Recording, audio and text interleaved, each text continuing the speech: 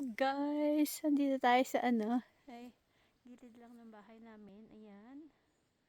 Dito tayo maghanap ng mushroom. At ang laki. Nagtrabaho si Kay. Kaya dito tayo. Mag-isa lang ako. Kaya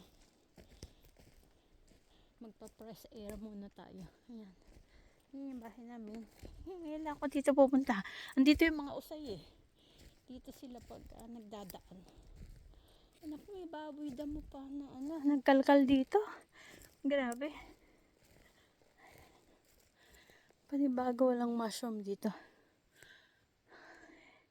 Uunahan pa nila ako dyan eh. O, diba?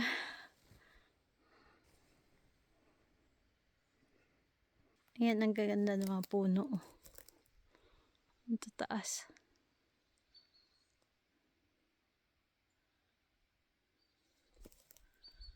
Yan, gubat po yung tabi namin. 10 hektare yan. Hindi namin malibot at mataas sa bundok yung iba.